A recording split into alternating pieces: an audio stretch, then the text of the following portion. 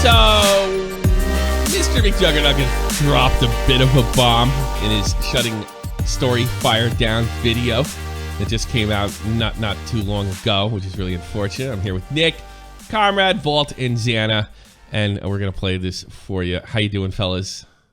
Howdy, howdy. Howdy. So, StoryFire shutting down, and it sucks. And I know a lot of people are going to say I told you so, but you can't do that and say start another platform. This guy put his money where his mouth is, and it was more likely going to fail, but I'm not going to begrudge him for giving it a swing.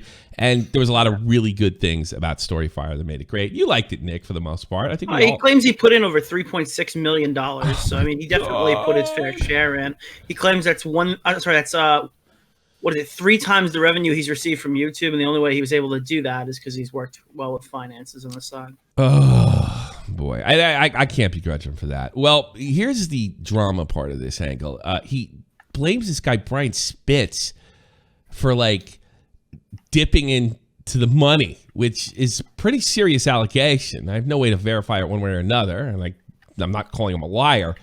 But this guy was he one of the investors, I suppose? Apparently he's like the one who had the most share. He had the most share. So he had this guy in there, and they both spent a lot of money. And look, stuff goes up, but let's let Tyler explain what's going on here. Time, energy, and finance has been spent on this platform. So to be meeting its bitter end, words can't express just like where my head's at. I do have to talk about this, and this is never like, I don't like bringing this up, but I feel like it's a part of the story, unfortunately. I had found out that like Brian was taking some of the 30% of the StoryFire creator revenue. So StoryFire is a 30-70 split. Brian was dipping into that and paying himself out independently, and it really kind of broke the trust. I told him, I was like, hey, if you need that's a serious allegation. Oh yeah, that's huge. Nick, he took your money. Well, here's the thing. I didn't even know you could cash out. I still to this day haven't earned a single dollar worth of revenue. So apparently this was all my money. I'm not really sure what the fuck happened. I didn't even know there was a button for that. None of my friends have access to this. Well, I remember I'm like verified on the website, Tommy. I don't really know how much higher clearance I can have. Well, I remember for a while you could monetize it, and it just kind of went away after a while. No, I could still monetize it. I went there. I had Keemstar really? fix it for me and everything. My monetization is all there. I could put ads on. I just can't take the money out. Oh, well, Brian's got it. We had to turn them off because we're like, why are we going to put these shitty mobile ads on our podcast that it's like annoying everybody? And by the way, you can only do it in intervals of 5, 10, or 20 minutes. You can't put the ads where you want them to be. But it's like, why would I do that if I can't ever cash out? It's just making that money. It's too funny. All right, let's see what McJuggerNuggets has to say about this.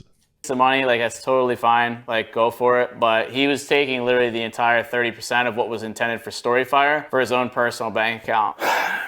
Really finding that out, like, really bothered me. And I get it. I get it from a standpoint of like, yo, it's been really hard to put so much into this platform and feel like you're not getting anything in return. But when I saw that, I'm like, I don't know if StoryFire is really the #1 priority. It seems like I just want to make money. I put in so... It sounds like he's accusing you of fraud, but I don't know. How? I'm so confused. Yeah. How do you not notice that the entire amount of money that you're supposed to be receiving just disappeared for so long? Like he's taking all the 70%, or the 30% or whatever that's for StoryFire? That should have been noticeable in the accounts. Yeah, when they say zero, that's kind of a problem. Yeah, I think I would lawyer up if I were him, because unless he has drop dead evidence of this, this is a serious allegation because it sounds like fraud, or it could be something else. Maybe Ryan rigged it to his advantage and it was all done legally. I don't know.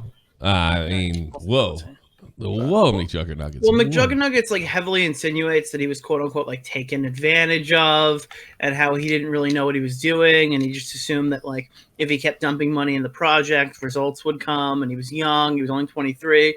So I started to think all right, this is going to turn in I got taken advantage of thing, but it just went fraud really fast. So I'm kind of confused. Well, is he saying fraud? That's the thing. I think we have to be careful here too. Is he saying fraud, or is he saying it was just Well, I think that's what he's insinuating. I don't think he's saying the word. If anything, maybe he's talked to a lawyer. Because it's like, if you're saying that this guy is taking all the money that was meant for the company and putting it in his private bank account, that's probably like pretty clearly fraud. Yeah. Like the allegation at least is like an allegation of fraud. Very, very strange.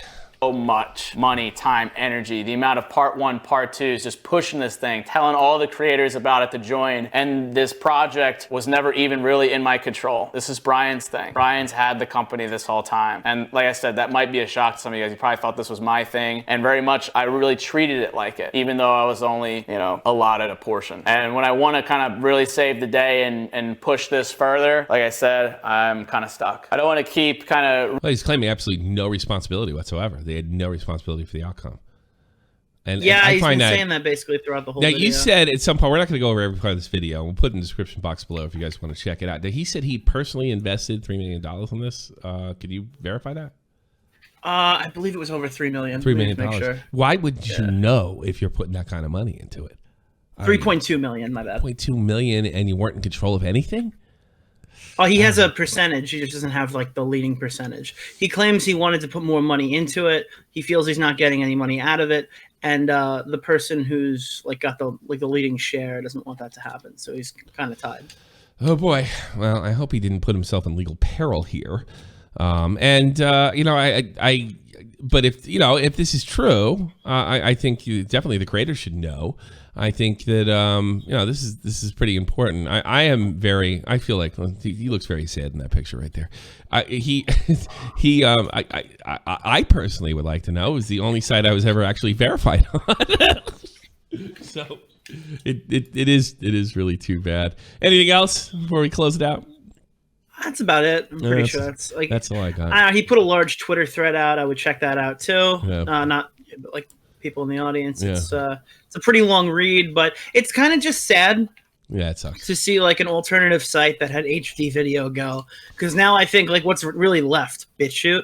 We just lost Parler. I think Minds is running into a problem. Yeah, of course. StoryFire's done, and it seems like in the climate that we're going towards, like alternative platforms don't seem like a very useful. Well, not useful. One of the things you can do, break up Google. That'll change it. Yeah, that'll change it real quick. Hey, you can't kick somebody off of your Google app just because you don't like what's going on over there with the hundreds and hundreds of violent. What is they said? What, hundreds of incidents and violence? And like, I'm thinking, like Vosh just called for genocide last week. Like, what are you talking about? Hundreds? That sounds pretty low. Well, he talks about all the struggles he had with getting investors, and I can kind of understand why investors would be a little shaky, especially during a pandemic, especially during the political climate, especially like through this like current time that we're living in. Yeah. Why they wouldn't want to hear like a more edgy YouTube. Like, think about all the shit that's going on in the world right now. If someone went to you as like a big investor going, hey, do you want to like pay money towards a more edgy version of YouTube, which is constantly getting with barrages of hit piece articles saying that it's already too edgy as it is, even though it's not. Like, would you really want to take a bet on that? No, I wouldn't want to take a bet. Oh, good, another website where all the people who are banned will go. I'm sure this will be great. Yeah. I'd like to thank all the bastions of free speech in the mainstream media that made that happen. Thank you so much. You protected us all from ourselves. Thank you so much. All right, that's the latest on. Let's see if this goes anywhere. If I'll definitely make another video if we hear anything about a lawsuit, or very least get to the bottom of what he's saying. So go check it out in the description box below. And thanks for being a part of Shot for the Point. That was cringe. All right.